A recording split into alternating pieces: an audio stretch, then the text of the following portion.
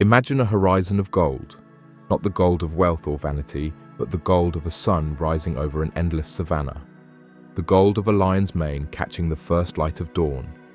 This is the gold of the Celestial Lions, a chapter of space marines who once embodied honor, courage, and an unshakable belief in justice. But their story is not one of triumph. It is a tragedy, whispered in the shadows of the Imperium. A tale of pride broken, of brothers lost, and of a wound that may never fully heal.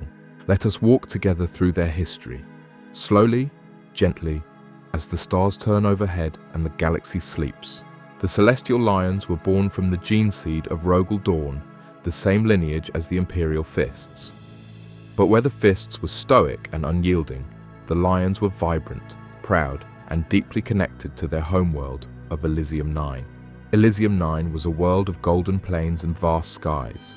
Its people were warriors and storytellers who believed that honor was the highest virtue. When the Celestial Lions recruited from this world, they carried its culture with them into the stars.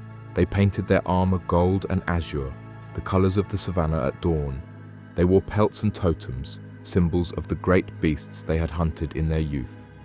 And they fought with a ferocity tempered by wisdom, always seeking to protect the innocent and uphold the Emperor's justice. For centuries, the Celestial Lions served with distinction. They were known across the Imperium as noble warriors, quick to defend the weak and slow to compromise their principles. But it was this very nobility that would lead them into darkness. The Third War for Armageddon was a crucible of fire and blood. Orcs, led by the monstrous warlord Gazchikul Thraka, descended upon the Hiveworld in numbers beyond counting. The Imperium responded with overwhelming force, and the Celestial Lions answered the call. They fought with honor, as they always had. But on Armageddon, they witnessed something that shook them to their core. The Inquisition, in its zeal to purge the taint of the Orcs, ordered the extermination of entire civilian populations. Refugees, survivors, innocents who had done nothing wrong, were put to the flame. The Celestial Lions protested. They spoke out against these atrocities, demanding answers, demanding justice. They believed, as they had always believed, that the Imperium stood for something greater than mere survival, that it stood for humanity itself. They were wrong. The Inquisition does not tolerate dissent. To question the Inquisition is to question the Emperor's will. And so, the Celestial Lions were marked. It began subtly. Supplies went missing, reinforcements were delayed, communications were intercepted. And then, on the killing fields of Armageddon, the Lions found themselves alone. They were sent into battle after battle with faulty intelligence, with no support, with enemies on all sides. And when they called for aid, none came. One by one, the warriors of the Celestial Lions fell, not to the Orcs, but to the cold, calculated betrayal of those they had trusted. The final blow came during a routine deployment. The Celestial Lions were ambushed, not by Orcs, but by Orc snipers of impossible accuracy. Snipers that targeted officers, apothecaries, and tech marines with surgical precision. Snipers that should not have existed. By the time the smoke cleared, the chapter was all but destroyed. Fewer than 100 space marines remained from a force of nearly 1,000. Their chapter master, their chaplains, their greatest heroes, all gone.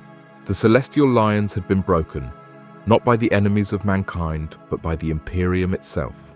In the aftermath, the survivors knew the truth. They knew who had orchestrated their destruction, but they also knew that to speak it aloud would mean their final extinction. And so, they swallowed their grief, their rage, their sorrow, and they endured. The Celestial Lions were placed under the protection of the Black Templars, a chapter known for its fanatical loyalty to the Imperium. It was a bitter irony. The very institution that had betrayed them now offered them sanctuary, as if nothing had happened. But the Lions did not forget. They rebuilt, slowly, painfully. They trained new recruits, forged new bonds, and carried on the traditions of their fallen brothers. And in their hearts, they held on to a single, quiet truth, that honor, even in the face of betrayal, was worth preserving. Today, the Celestial Lions still serve the Imperium. They fight in the Emperor's name, as they always have, but they do so with a shadow over their hearts, a wound that will never fully heal. They are a chapter of survivors, of warriors who have seen the darkness at the heart of the Imperium and chosen to endure. They are a reminder that even in a galaxy of endless war, even in a universe where hope is a fragile thing, there are still those who believe in something greater. And so, as the stars turn and the galaxy sleeps, we remember the Celestial Lions, not for their victories, but for their sacrifice, not for their strength, but for their honor. May their story be a lullaby for the weary, may their memory be a light in the darkness. And may we, in our own small ways, carry forward the ideals they refuse to abandon. Rest now. The lions watch over you. And in the morning, when the sun rises gold over the horizon, remember them. Sleep well,